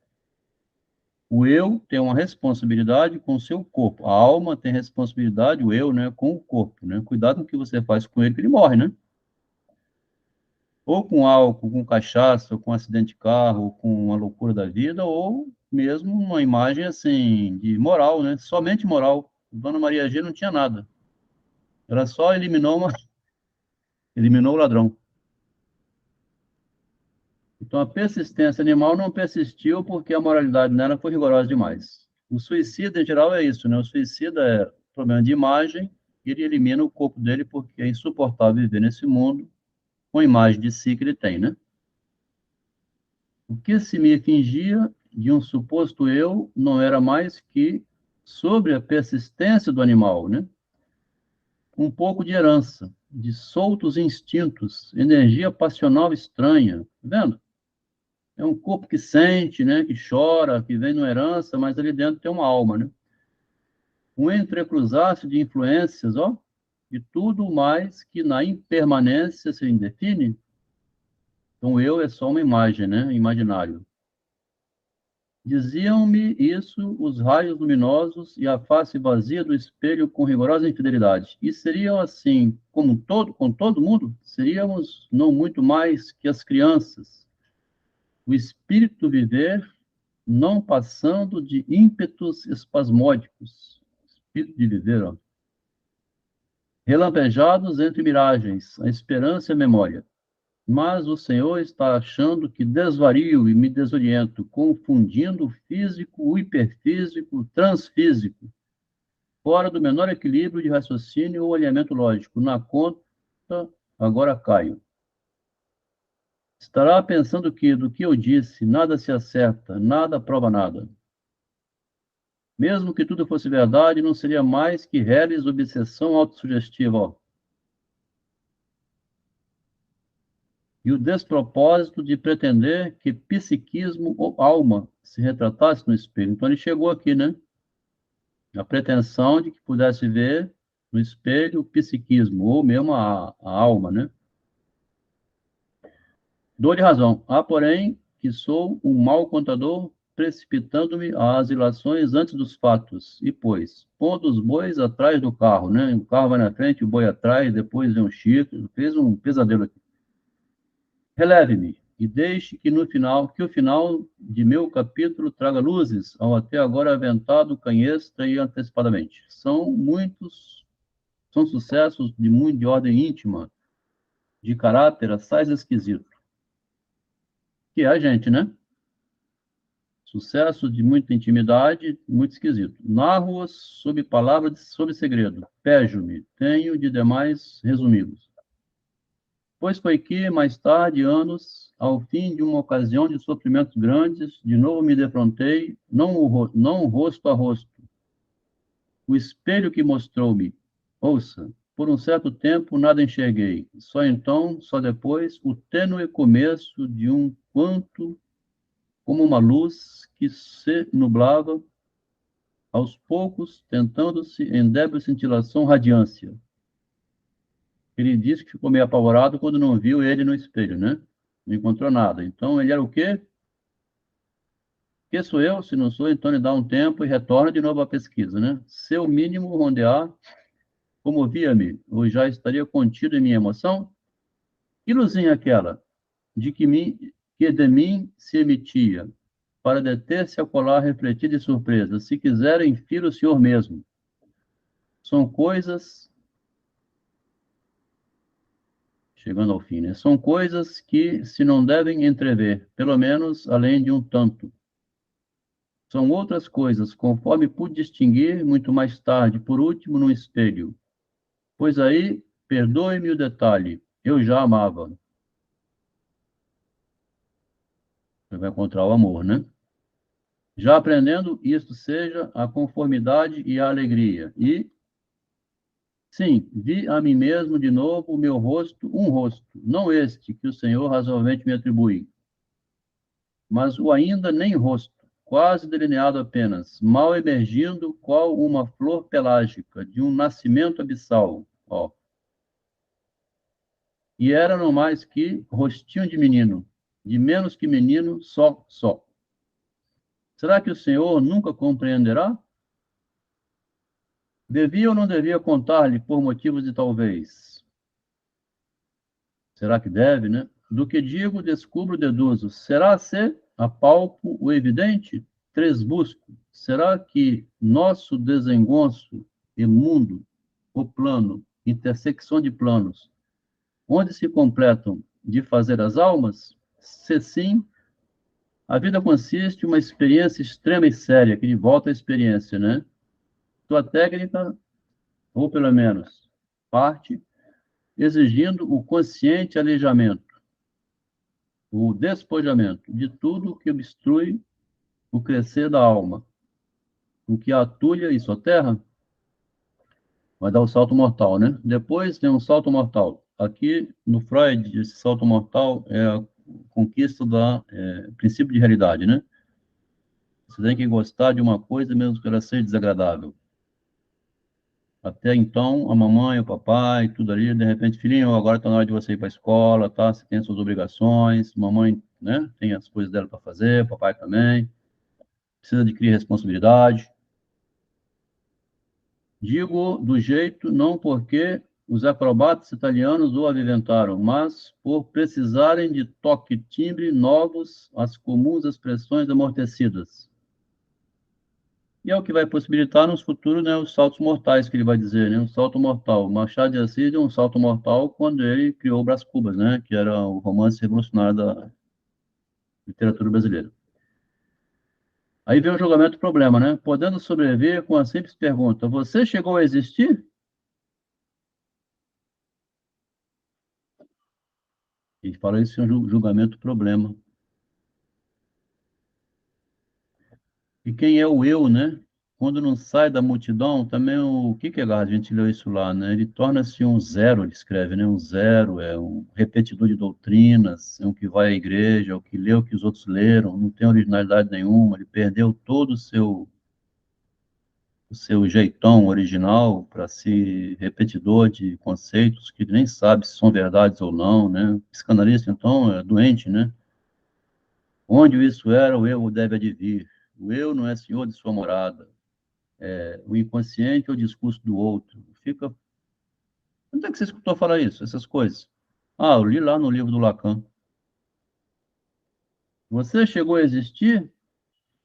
Chama, o Kierkegaard chama isso de perda do eu. O Kierkegaard passou por uma transformação quando ele estava terminando teologia, que ele foi escrever a tese de formação dele, que publicou o conceito de ironia constantemente referido a Sócrates, que o Sócrates usava da ironia.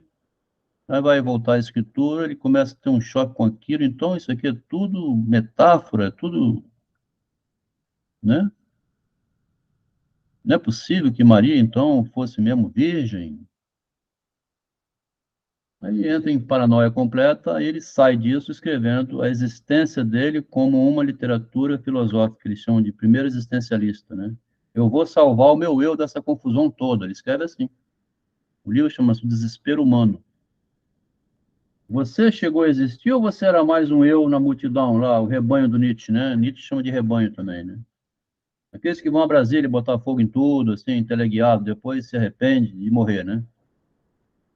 Por que que um dia eu fui lá, agora meu nome está sujo? Então você fica completamente Will Smith, assim, que deu um soco, você fica com aquele sentimento de burrice. Então, consegue se desgarrar do outro, né, para existir o julgamento do problema, né? Sim, mas então, está irremediavelmente destruída a concepção de vivermos em agradável acaso, sem razão nenhuma, num vale de bobagens? É demais, né? Se me permite, espero agora a sua opinião mesmo, do senhor, sobre. Agora ele joga para o lado do leitor, né? Agora eu vou jogar um problema na sua mão, leitor. Quero saber a sua opinião. Solicito os reparos que se digne dar-me a mim, servo do senhor leitor, recente amigo, mas companheiro no amor da ciência. É isso que ele fala, ó. De seus transviados acertos e de seus esbarros titubeados. Sim? Pode me ajudar? De 39 a 62, 23 anos, não sabemos se Guimarães Rosa revisitou a obra de Machado, gastamos 2 anos e meio fazendo isso. Nós lemos em 2 anos e meio quase tudo que Machado escreveu, né? Quase tudo, tudo não. Para ter esse conhecimento mais profundo um pouco. Mas como que a literatura do Guimarães Rosa é, assim, muito cheia de volteios, né? É um conto rápido, você vê, de 5 páginas, hein? Gastamos 1 hora e meia aqui lendo.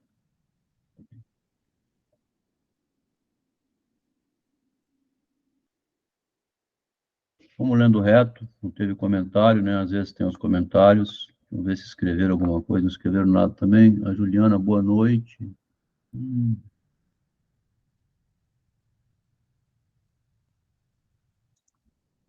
Costuma comentar de vez em quando a Juliana, deve ter tido alguma ocupação. Bom, lemos até o fim, né? É um pouco assim que procede a nossa leitura, Patrícia. A gente lê o texto literalmente, tentando trazer uma interpretação na medida que vai lendo. Pode comentar durante. ou pode escrever no chat. Estava acompanhando, Márcio? Sim, Adel. O que você achou dessa loucura toda aí? Excelente. Hein? Excelente. Eu não tinha visto nesse ponto, né, que você está pegando aí, acrescentando muito, né, em relação ao que eu tinha lido. Sua Sei. visão vai ampliando mais. Assim, achei muito bom. Interessante e assustador ao mesmo tempo. Tá com o microfone meio ruinzinho, Rodrigo. É mesmo? Melhorou Você agora? agora falou melhor. Você falou antes, eu não escutei direito o que você falou. Ah, é porque eu falei bocejando. Eu Ah, falei tá. que é bem interessante o texto e é assustador ao mesmo tempo. Assustador, né? O Adriano também fez um comentário aí. Ah, o Adriano também está, como é que chama? Bocejando. Parabéns, muito bom. Acho que foi uma das melhores leituras. É muito difícil esse conto, né, Adriano? A gente já tinha lido em 2021, em julho. Eu, para falar a verdade, tinha até que ver aquele vídeo, porque às vezes a gente faz um vídeo desse, não, eu não vejo mais, né? Vai para frente. Mas tinha que ver o que foi falado naquela época. Eu acho que deve ter vídeo, nem lembro se tem. Muito difícil, né? Com clareza, com os comentários. Agora está ficando mais nítido, né? Na medida que a gente aprofunda. O Machado, você vê como é que o Machado esclarece a gente? Tá vendo? Esse esclarecimento adicional que nós estamos tendo foi um livro que vai sair agora do Machado, ô, Patrícia, talvez você não conhece, Machado de Assis, né? A gente fez um livro de umas 600 páginas, tá? Grosso mesmo. Mas, assim, o espelho é um conceito dele, né? Ele vê a palavra como espelho da alma. Quando eu digo alguma coisa, eu estou também passando uma imagem de mim. Você sabe disso, né, Patrícia? O que você fala, você é julgado pelo que diz, né? Tanto o direito fala assim, tudo que você falar pode ser usado contra você, né? Então, o Machado tem no espelho um conceito central dele, desde 1958, 1858. Quando ele publica o espelho em 82, ele já vinha arrastando esse espelho lá de trás. E o espelho que o Guimarães escreveu é uma maneira, né? Porque se a gente agora que leu dessa maneira, se a gente for voltar aqui, podia dizer que ele está se retratando com relação a isso? Eu acho que não está se retratando, não, né? Mas ele está falando do espelho, igual o Machado fala do espelho, né? O espelho que eu tenho que encontrar o meu eu, né? E o Machado diz, o espelho em Machado de Assis é a alma exterior, que é a obra dele, né? A obra do Machado seria o espelho, né? A imagem que ele deixou para a posteridade. O que não deixa de ser a mesma coisa em Guimarães Rosa, né? Mas se a gente tirar isso aqui fora, então, né? Apagar isso aqui, porque isso aqui não deixou, isso aqui eram notas privadas, né? Mas como publicaram, então foi publicado o avesso dele, né? Aquilo que ele não disse publicamente, que é a linguagem, ó, não pretendo ler mais Machado de Assis. Aqui é tudo linear, né? Bem, metáfora nenhuma. A não ser seus afamados contos. Talvez também o começo de Dom Casmurro. Não pretendo mais lê-lo por vários motivos. Ele fala, o egoísmo dos introvertidos inteligentes. Que frase bonita, né? Aqui tem também, ó, o egoísmo dos introvertidos inteligentes. Também está aqui, né? Pode falar a mesma coisa dele. Um introvertido inteligente que escreveu um texto maravilhoso.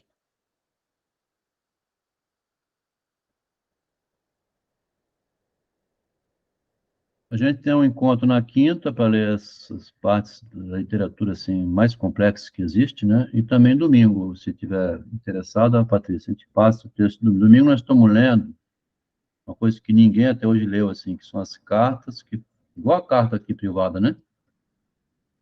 Tudo que Freud não diz em público e que Guimarães Rosa também não diz em público, nós estamos lendo lá nos dois maiores psicólogos da modernidade, que é Jung e Freud.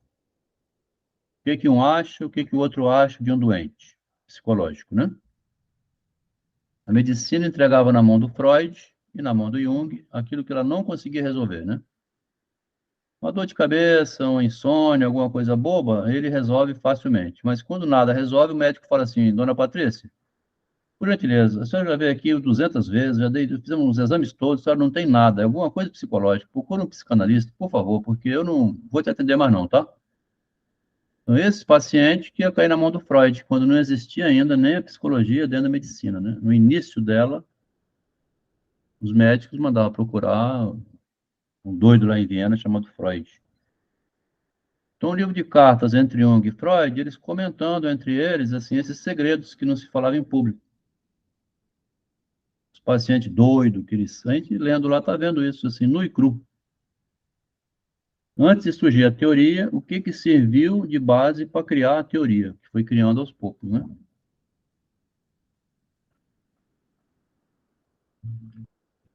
Então, aqui, se não tem mais comentário, tem alguma pergunta, alguma coisa a dizer? O que você achou desse texto, Patrícia? Primeira vez que você vem. O texto é bem, né, hermético, complexo, rebuscado, reflexivo, dá medo, né, como alguém mencionou, metafórico, na medida em que o espelho, ele não é caracterizado ao final, apenas a gente tem, assim, alguns indícios, né, do que o autor pensa, e eu penso que ele é bem reflexivo, faz, com as citações, né, as questões que foram destacadas, né, na sua leitura, essas citações facilitaram, né, bastante. Mas eu penso que ele continua ainda velado, ainda misterioso, né, passível de novas leituras e de novas interpretações. Aquela passagem, né, que tem só, eu tinha destacado porque eu não sabia se podia perguntar alguma coisa ou não. O só, é só, apenas, no sentido de apenas, ou só, no sentido de solitário, porque ele fala isso após trazer uma questão com relação ao espelho. Então, se a gente for interpretar pelo apenas, fica a expressão reticente, ela não fica plenamente compreensível. E se for interpretar o só com sentido, né, e significado de sozinho, solitário, é outra dimensão. Então, aqui é só para exemplificar, porque em inúmeras passagens, né, esse tipo de literatura que trabalha com imagens, com metáforas, com o objeto principal, que é o espelho. E, na verdade, quando ele começa o texto mencionando que se trata de uma experiência, né, de um fenômeno, ele expõe o texto dele, em inúmeras passagens ele joga para o leitor, mas eu penso que nas leituras, nas interpretações, remanesce, né, permanece ainda nessa questão de experimento. Cada um vai levar para si, para a sua vida, um pouco do seu eu, do seu encontro com eu, da sua, né, subjetividade e da percepção que teve. E esse tipo de trabalho, eu acho que é muito interessante. Parabéns pelo excelente trabalho, pela leitura, aos colegas, às colegas que participaram. Eu gostei muito. Bom, agradeço pelo comentário, né? Mas o só vem localizar aqui quando ele fala do rostinho de menino, né? É nessa passagem que ele fala. Isso, exatamente. Né? Nascimento abissal, né? Isso. Lá no Machado de Assis, no conto Uma Volta ao Redor de Mim Mesmo, tem o nascimento abissal do menininho Plácido, quando o pai dá uma bronca nele, que ele foi roubar fruta no quintal do vizinho, aí o menininho diz que de noite ele ficou sem dormir, apavorado, cheio de medo. Ele disse que viu uma alucinação, ele viu ele mesmo brigando com ele. Nascimento abissal aqui, que é o Freud também fala, a criança passa por um nascimento abissal quando ele passa por um medo enorme do que ele faz, mas que ele não tem pai fazendo uma vigilância permanente. Então passa essa calma, essa loucura, daí a pouco ele vai no quintal do vizinho pegar a fruta de novo, e nesse instante ele está só com ele mesmo, né? Tem um só aqui, tem um rostinho de menino, tem as travessuras infantil. Quem é que não, né, não faz o indevido, né? Rouba o bolo, mamãe sabe que não pode, mas você vai lá e pega assim mesmo. Então, aí o Machado diz, o menino é o pai do homem, né? Naquele conto lá, no capítulo do Brás Cubas, tem assim, o menino é pai do homem, né? O menino é pai do ato dele, da resposta. Por que você voltou lá, meu filho? O vizinho veio aqui reclamar, já tinha te falado. Você vai com medo porque você gosta, mas você igual o beijo, né? Igual o sexo, igual assim, a vida da gente, né? Boa noite, Adriano.